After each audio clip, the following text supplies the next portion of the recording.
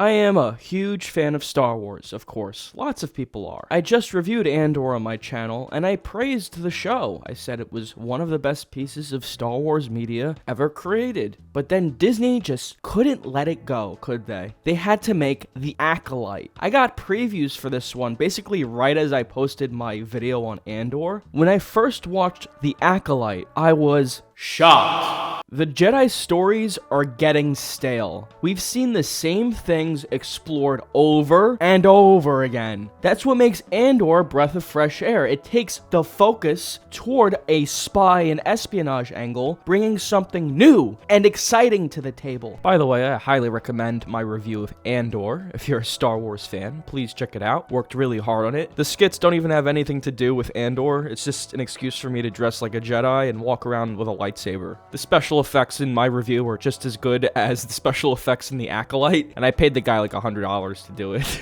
It's disappointing to see The Acolyte just miss the mark this much, when there's so much potential in this universe for different kinds of stories and storytelling. Star Wars fans definitely want more content, but what they crave more than anything is quality. They want good characters that resonate and honor the essence of what makes the Star Wars movies, the original ones, special. It feels like they're trying to see just how badly they can mess this up and deliver one of the most dull Star Wars stories ever told. Now, when it comes to themes that resonate in Star Wars, the classic good versus evil dynamic is fundamental. There's also the theme of family. It's about family. And that's what's so powerful about it. Being a fan of the Star Wars films means you have to have a pretty high tolerance for stupid shit. I haven't felt you this tense since we fell into that nest of gundarks. It makes you wonder why people continue to put up with it. But ultimately, it just comes down to nostalgia. Those original films are just that good. People have a strong attachment to them. Something about the very mention of Star Wars draws people in, including myself. We all have such a fondness and attachment to that universe that George Lucas created. And these films have entertained me throughout all my life, basically. Ironically, there's a line in The Acolyte about not giving in to nostalgia. Why do you keep old hollows of your former Padawan? This pastime encourages sentimentality and nostalgia, and both of these emotions can lead to... Our memories are lessons. If we don't meditate on the past, We're doomed to repeat it. So, it's really common sentiment to praise the originals, but what about the new series of shows that Disney made? The Mandalorian, I actually really enjoyed this one. The storytelling was pretty engaging, the visuals are stunning, of course, and it captured the essence of Star Wars and what I like about it. This praise applies to all of the show except for that episode with Lizzo, The Book of Boba Fett. While it had its moments, the series received mixed reactions. Some fans appreciated the exploration of Boba Fett's character, while others felt it lacked the same energy as The Mandalorian. Then there's Ahsoka. I thought this show was fine. Thought Rosario Dawson was quite good. Then there's Obi-Wan. Ewan McGregor read the script for this and was definitely like, oh, yeah, no, it's good. No, it's good. It's good, really. It's good. Hayden Christensen shows back up. Yeah, no, the script's great. A 10-year-old Princess Leia? Yeah, sounds great. Oh, yeah, no, it's great. I love it. How much is the check? Then there's Andor, which I've already talked about at length, but I really just love the storytelling and the characters in this show. It really dives deep into the complexities of the rebellion and the Empire, and it really offers a grittier and more grounded perspective on the Star Wars universe, which I think is great. With Andor, I was truly impressed and felt so passionate about that show that I wanted to share my praise with all of you. However, reviewing The Acolyte feels like a chore. Having to revisit these episodes reminded me of how frustrating this experience is. What the hell, Disney? Disappointing to be in this position, to say the least. So let's get into the characters. None of them are particularly interesting, likable, or memorable, except maybe for the rat guy and the pocket droid. So firstly, there's Jedi Master Soul, the Squid Game guy. Then there's Carrie-Anne Moss as Jedi Master Andara. The creator of this show herself has said that she wanted Carrie-Anne Moss to basically just be like Trinity from The Matrix, but in a Jedi costume. That does come across, not in a good way. Jackie Lone, or Jackie Lan, played by Daphne Keane. This character doesn't add much to the story. Same with Yorn. I really can't stand this character either. Master Soul, I I thank you for choosing me for this mission. I should have brought Osha and myself. I apologize for my error. Then there's like the Wookiee Jedi, brings a little excitement to the mix. Then there's the green alien lady. Overall, you'd expect Jedi to be like super powerful and compelling, but none of them are. Then there's Chimere. This character is there. Finally, we got to talk about the protagonists of this series, and the fact that I'm talking about them last should show you that they're not very memorable. May and Osha. If you're a writer and you're watching this video, let me just tell you, if you're ever considering writing a story about twins, just don't. It leads to just some of the most confusing situations imaginable for the audience, unless you're talking about something like The Sweet Life of Zack and Cody. Now that shit rocks. The connection between Sol, Osha, and May is talked about, but it's not really effectively shown. It's underdeveloped and it lacks the depth it needs to have some kind of emotional impact on the audience. The positives of The Acolyte. Alright, so what's good about this series? Action choreography is good. Not the best ever, but the sequences are solid and sometimes they're pretty entertaining. However, these positives just aren't enough to save the series because it's boring. The dialogue lacks any excitement. The characters come off as dull and uninteresting. It doesn't take any risks. That is because the budget for this series is so inflated that they're afraid to do anything. They're afraid to take any risks because then that means less dollars in their pocket. So here's my solution. Produce the series, the Star Wars series, for less money. Instead, the focus should be on crafting a good story and keeping the cost reasonable. I get costs being high because it's a highly polished science fiction show. I get it. Given that it's such an established series, there's really no need for big name actors to draw in viewers. Just look at the original films, and even some of the newer ones. Many of them feature lesser known actors at the time, and they succeeded beautifully. Why pay Carrie-Anne Moss to be in it when she isn't really drawing in any viewers, and is also wasted in the show? The CGI and special effects in this series are good, but you can make really great special effects with a much tighter budget now. You could create a pretty decent Star Wars show, probably for $50 million, rather than needing a budget in the hundreds of millions. It doesn't feel worth it, because you don't really see it on screen. Dumping money into something doesn't make it good. What makes something good is the script, the actors, the technical achievement of the whole thing. Godzilla Minus One had a very small budget, and look how well that movie did. I mean, it won an Oscar for special effects, for fuck's sake. You could get like a bunch of no-names to make a Star Wars show for $25 million, probably. Everything about this current direction feels bloated and unnecessary, which is such a stark contrast to the original films, which were tight, efficient, and truly magical in their storytelling. I want to go through the episodes like one at a time and the story so I can break down everything I hate about them. Seems like the most logical way. Episode 1 is titled Lost, Found. So this episode starts with 100 years before the rise of the Empire. It is a time of peace. The Jedi Order and the Galactic Republic have prospered for centuries without war. But in the dark corners of the galaxy, a powerful few learn to use the Force in secret. Alright, that sets an intriguing tone. Then it continues on with one of them, a lone assassin, risks discovery to seek revenge. ... At this point, we don't really know who either of them are, but we do know that Carrie-Anne Moss is playing a Jedi and that the Dark Assassin's name is May. She has a twin, at least at this point. We're led to believe they're twins, named Osha, and Osha works for the Republic and has great camaraderie with her crewmates. No rest for the wicked. Well, the wicked rest, they just don't brag about it. Then we've got Jedi NordVPN and Padawan Big Ears. NordVPN drops some exposition explaining that Osha lost her family when she was young, and that Master Endara was responsible for her removal from the Jedi Order, although Osha protests against this. He mentions that they're looking for her because she's suspected of killing Jedi Endara, and the bartender identifies Osha as well. Meanwhile, Jedi Soul is training a bunch of little brats. It consumes anything that tries to stop it. And we meet Jedi Green Lady. I hate this character, it's probably the worst character in the entire show. So they take Osha to an automated prison freighter where she interacts with other prisoners and they start planning an escape. The other prisoners abandon her during the escape as the ship crashes. Soul tells the Green Lady that he's going to track down Osha on the planet. Eventually, they find Osha hiding in a cave somewhere and they bring her back. Meanwhile, we cut to May, who's with her master standing on a hill, discussing just how amazing acolytes are and how they can kill a Jedi without a weapon or something. But an acolyte kills without a weapon.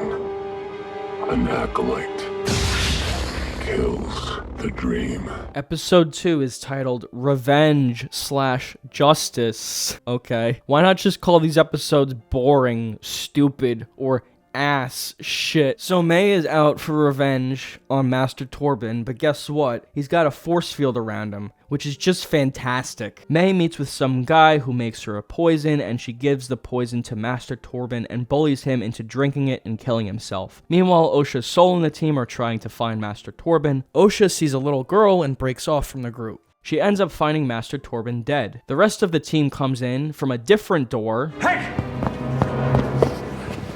Step away from the body. I know what this looks like, but I can explain. Do not move. Then NordVPN shows up and insists that she didn't do it. My sights were on her the entire time. I followed her when she broke off. This master was dead when we arrived.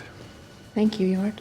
I'm glad that worked out for you. Wait, why was that even in the show? Am I crazy, or was that a completely pointless scene? Why did that have to happen? Why would Master Torben kill himself? How could you have committed suicide? They find and interrogate the guy who made the poison, and he spills the beans, saying that May will be back that night. If you want to get to her, she'll be back here tonight. I'm holding some things for her. So they set up an ambush for May, and when she appears, lo and behold, she discovers that Osha is alive. I guess she thought Osha had died. Episode 3 is titled Destiny, so they seem to have ditched that naming scheme from the first 2 episodes, at least for now. Directed by Kogo Nada, who is known for the film After Yang, which is quite good. Let me just start by stating that this episode is really corny, and I was not a fan of it at all. It's quite bad. May and Osha as kids. When I can't find you, I look here. The Bunta tree's so beautiful. Bunta tree. Even Marlon Brando couldn't deliver this dialogue. I don't want to do the ascension. It's just a ceremony. Nothing in this episode reflects the elements of Star Wars that I've come to expect and love. There's this common principle in filmmaking, this idea of holding back, emphasizing what you don't show rather than over-explaining everything. It's almost as if whoever wrote this episode has like no grasp on that. The result of everything just feels forced and unrealistic, which takes away from any potential depth the story might have. We meet Osha and May's mother, who happens to be a lesbian. The Star Wars is very inclusive now, guys. Basically, Osha doesn't want to become a witch, while May is all in on the idea. They go through the ceremony to make Osha and May permanent witches or whatever, something like that, by giving them a tattoo. Then the Jedi come in. The Republic lost. Brendok is not a part of the Republic. There are no children here. If you're not part of the Republic and you're not afraid of the Jedi, then what's with all the lying? The girls come out, and then Soul, for some reason, is really pushing Osha become a Jedi. It feels a bit random, honestly. Like, what's with this investment he has in her being a Jedi all of a sudden? He just feels a strong connection to her with the Force. It's a very easy way for the writers to just explain away things very quickly. That's why the Force is great. So the Jedi want to test the girls, and the witches let them take the test, I guess to avoid conflict, at least for a little while. The girls are instructed to fail their tests, but Osha really wants to be a Jedi. May is upset with Osha, so she tries to kill her by lighting her room on fire. She ends up lighting the whole temple on fire. Then all the witches are dead on the ground. You have no idea what happened or what's going on. I'm so confused. Episode 4 is titled Day. May and Kymir are on a mission to find the Wookiee Jedi named Kalnaka on the planet Kofar. Meanwhile, the Jedi have dispatched Soul and Osha to apprehend May and her master, still unaware of who that master really is at this point. No, very comprehensive briefing, Yord. As May reflects on the situation, she realizes that Osha being alive changes everything for her. May just decides to turn herself in and just abandons Kymir in the woods. When the Jedi arrive on Kofar, they find themselves ambushed by May's master, wielding a red lightsaber, and the episode ends on a cliffhanger. Episode 5 is titled Night. One of the highlights is that several of the more annoying characters that I've grown to hate, like NordVPN, get taken out rather swiftly, which is awesome. It's fan service, but it includes some kind of cool reveals and the twist that Kymir is a Sith. However, despite these moments, it's just not enough to save the series. You just don't really have a strong connection to any of the characters, and you aren't truly engaged in the plot, so it just kind of falls flat. But it's the best episode. Episode 6 is titled Teach Corrupt, so we've shifted back into the dual naming scheme again. In this episode, May disguises herself as Osha and accompanies Sol, while the real Osha finds herself chilling with Kymir. Osha's droid realizes it's not Osha and that it's May, and sprays May with a kind of oil or something. Eventually, Sol realizes that it's May pretending to be Osha and knocks her out. Episode 7 is titled Choice and brings us back to one-word titles again. This episode flashes back again to the 3rd episode, you know, the worst episode in the entire series, and we end up seeing the events play out again, just from a different perspective. Sometimes it's just literally the exact same scene, same angles and editing and everything. It's like they just copy and pasted portions of the timeline. They get into May and Osha's backstory in this episode a bit more, and they reveal that they aren't twins, but rather two bodies created from split consciousness of one person. What? Their symbionts are the same. They are twins? No, exactly the same. Even identical twins would have different symbionts. This is impossible without some kind of manipulation. The twins were artificially created? Maybe by tapping into a power dense enough to split one consciousness into two bodies? Wow, that's stupid. What was everyone doing in the courtyard? Ascension. Ascension. You don't think you know the path that's gonna find. What? The most interesting part might be the witch's mind control of the Wookiee to fight for them. I think that one scene elevates this episode above episode 3. The Bunta tree's so beautiful. However, overall, this just isn't very satisfying. I don't get why Sol felt the need to stab their mother. She wasn't doing anything that seemed dangerous enough to warrant such an extreme reaction like that. Oh, it's revealed all the ladies were passed out because Master and Dara used a Jedi technique to knock them all out. Oh, okay. And then they all just burned in the temple. Okay. Episode 8 is titled The Acolyte. The plot progresses as Sol takes May to Brendok and sends their location to the Jedi. In the ruins of the witch's fortress, Osha faces off with May as Sol battles Kymir. Sol confesses to May and Osha that they are the same person, finally, and created through something called Emergence. Both characters already lack depth, so just to throw that in there makes me care even less about them. Sol also reveals to Osha that he killed her mother, and Osha kills him. Osha agrees to train with Kymir. Let my sister go and I will train with you. Which feels like it comes out of nowhere. Then you have Kymir wiping May's memory with the Force, like Doctor Strange did with Spider-Man in Spider-Man No Way Home. I can attempt to wipe her memory. Remove any trace of you or me. This is a common plot contrivance you'll see in a lot of movies from now on, I guess. Especially Disney movies. In Spider-Man it works, but most of the time this plot device to like erasing people's memories or whatever is stupid. The Senate begins to investigate like what happened with the Jedi. It opens up new plot lines and it feels like too much, too fast. The Green Lady's revealed to be a bad guy and she attempts to pin the murders on Sol. Then there's this senator guy who actually predicts what happens with Anakin. But it's only a matter of time before one of you snaps. And when, not if that happens, who will be strong enough to stop him? Oh, wow. Good job, dude. You called it 100%. But seriously, who is this guy? It's so obvious that the Green Lady is like a bad guy. She acts like a bad guy constantly. She does things that are threatening. Is that all, Senator?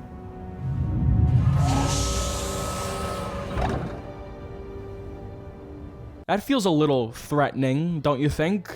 The story feels unnecessarily stretched out to fit the miniseries format. It's like they're stretching the narrative out just to create some cliffhanger moments. Remember when there was a thing called deleted scenes? Does anyone remember that? Now they're like, oh, well, this would be a good hour-and-a-half movie if we cut out all these, like, what would be deleted scenes like 20 years ago. But let's leave all these in there because we can stretch it out into a mini-series and then people will watch it and they have to watch the whole thing because they love Star Wars, so they'll have Disney Plus, you know, for another few months or whatever, stretch out their subscription. And they think I don't know this, but like I'm watching this series and I'm like, why is this so stretched out? Good job, Disney. Keep putting all of your money into just one basket and failing miserably. That's a great business strategy. So what did we learn today, everyone? We learned that Japanese people are fucking cool, but we already knew that. Disney hasn't learned anything, and that's basically it.